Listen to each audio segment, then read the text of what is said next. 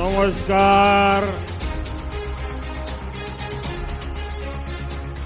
সকল কুচবিহারবাসী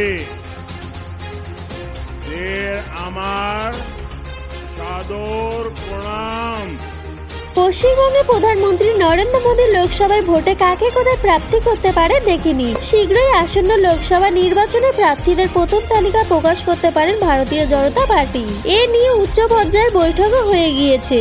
একাধিক নাম নিয়ে আলাপ আলোচনা হয়েছে, খুঁটিয়ে দেখা হয়েছে তাদের প্রোফাইল, যাচাই করা হয়েছে কাজকর্মের হিসাব নিকাশ, জনগণের মতামতও নেওয়া হয়েছে।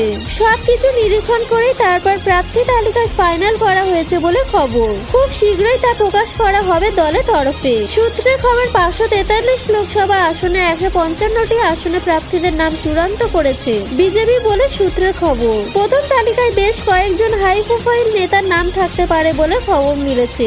বৃহস্পতিবার গভীর রাত পর্যন্ত বিজেপি কেন্দ্রীয় নির্বাচন কমিটি বৈঠকে আলোচনা হয়েছে একটি লোকসভা আসন্ন নিয়ে। বিজেপির বৈঠক থেকে একটা বিষয় স্পষ্ট, যেসব সাংসদের পারফরমেন্স সন্তুষ্ট নয় শীর্ষ নেতৃত্বে তাদের এবার টিকিট দেওয়া হবে না। সূত্রের খবর এবার কয়েকজন কেন্দ্রীয় মন্ত্রীকে প্রার্থী করতে পারে। সূত্রের খবর 60 থেকে 70 জন সাংসদের টিকিট বাতিল হতে পারে এবার। আশা করা হচ্ছে এবার প্রার্থী করা হতে পারে কিছু জনপ্রিয় মুখকে।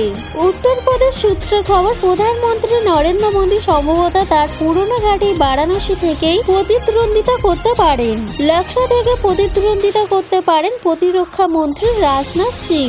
অন্যদিকে গান্ধীনগর থেকে লড়তে পারেন কেন্দ্রীয় স্বরাষ্ট্রমন্ত্রী অমিত শাহ। বৃহস্পতিবার গভীর রাত পর্যন্ত চলা বৈঠকে উত্তরপ্রদেশে 80টি আসনের মধ্যে 50টি আসন নিয়ে আলোচনা হয়েছে বলে খবর। এই আসনগুলির মধ্যে 6টি উত্তরপ্রদেশের জোটের শরিকদের দেয়া হয়েছে। এখনো পর্যন্ত তা জানা যাচ্ছে, সেই অনুযায়ী আপনা দল 2টি আসনে লড়বে।